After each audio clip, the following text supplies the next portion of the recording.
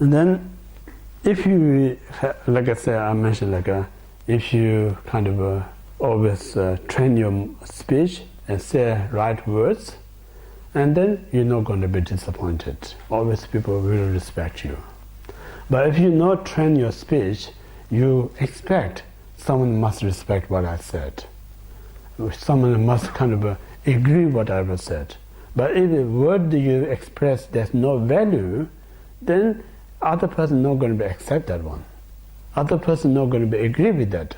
But you don't realize what I said hasn't got a value. Rather, I disappointed the other person who not accept my words. The reality is not the person's fault who not accepting your words.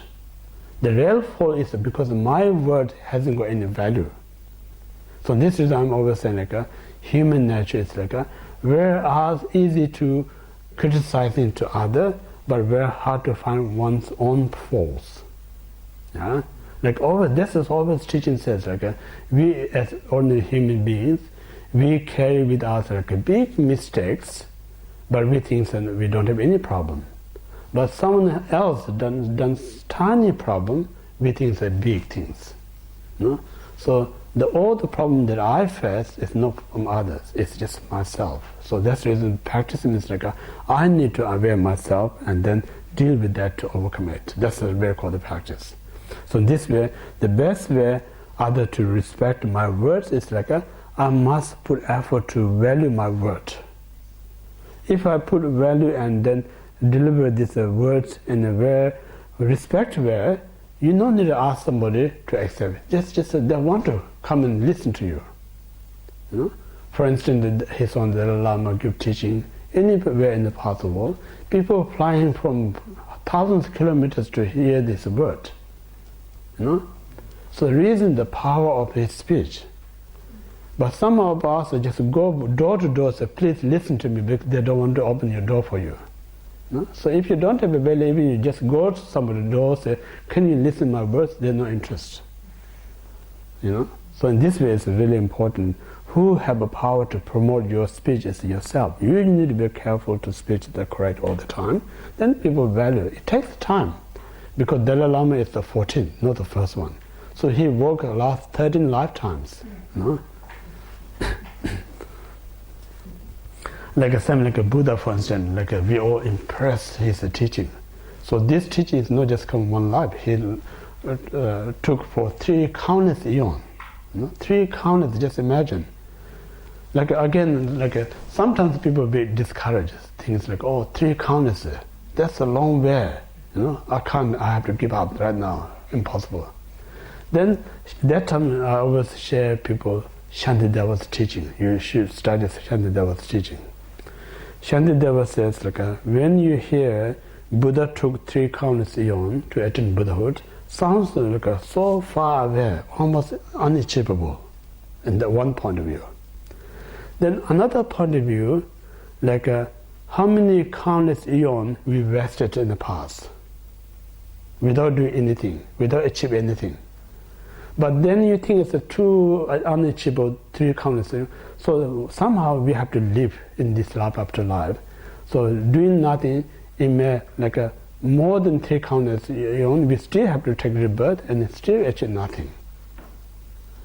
You know?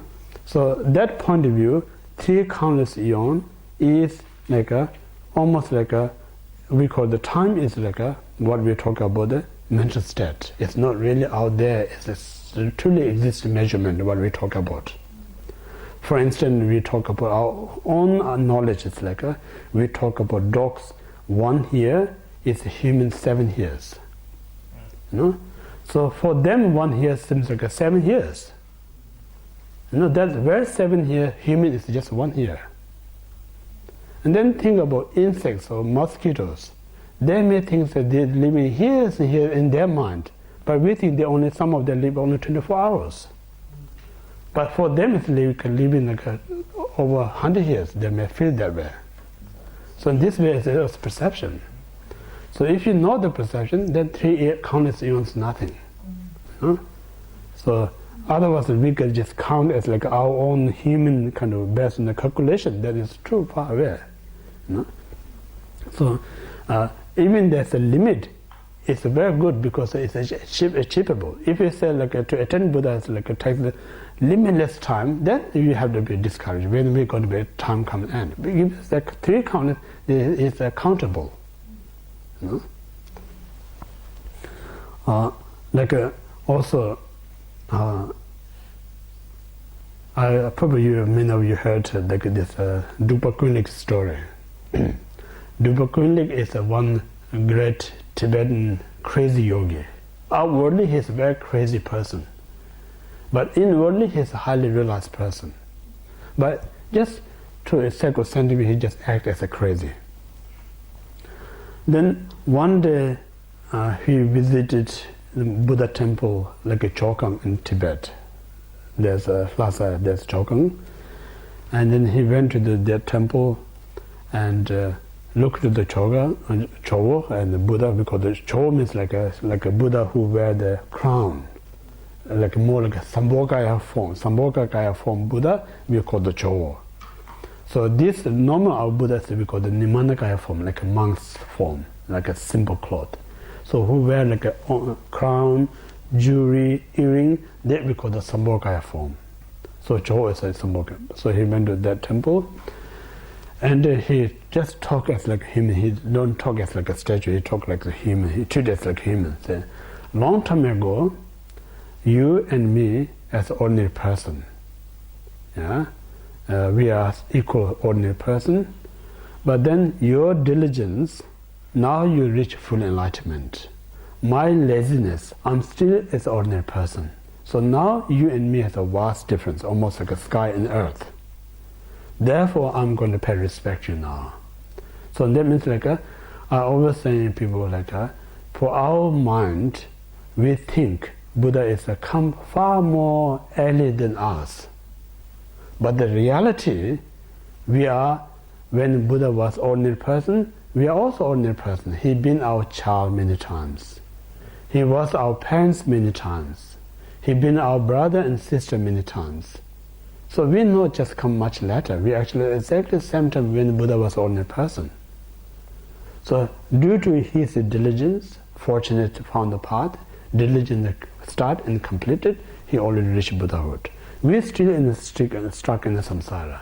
So now, if you look at our mind, mental state, Buddha state, it's a vast differences. So still we think it's too hard to just not do it. We're going to be this kind of a quality endless times. So endless is far more longer than 3 countless eon, if you really look into that. So in that point of view, 3 countless is nothing compared to if you have to live this here endless time. Yeah? Yeah, so in that kind of way it's important to reflect.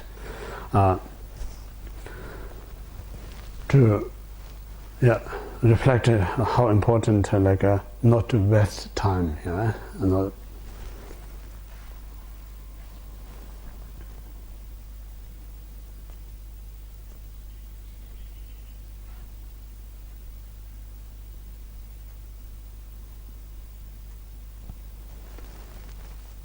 where did this come from? This speech.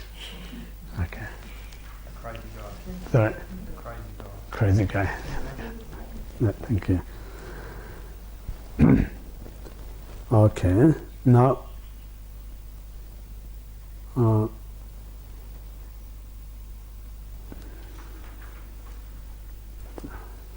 positive speech. Yeah. Now the next one is the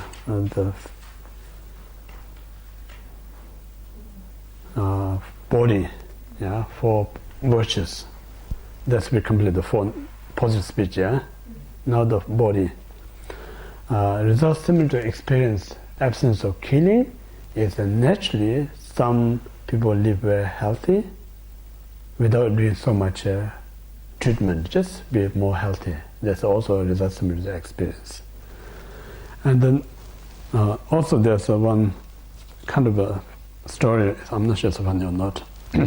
When the Tibetan first arrived in India, back in Tibet, there's not much what we call the bacterial, because of so high altitude.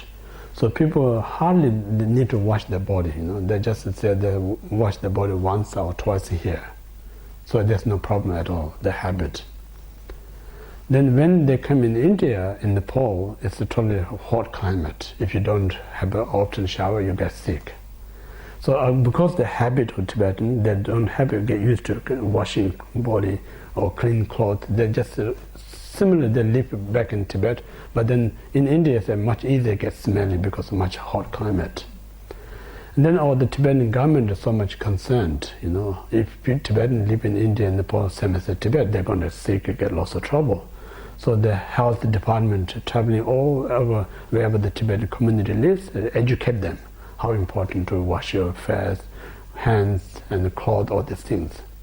And then one day, one Tibetan settlement, this health, the people came and then telling them how important to have a clean cloth and clean food, all these things. Then when they gather everyone, because the health people, they don't know who they are, so they pick up one person who wear clean cloth, looks really healthy, looks like clean cloth, and they just pick up him and say, so everyone should be like him, how he live nice cloth, clean clothes. So if you like him, then everyone going to be healthy, not get sick. Then another village person get up, say, you are wrong, because he is the worst and always get sick.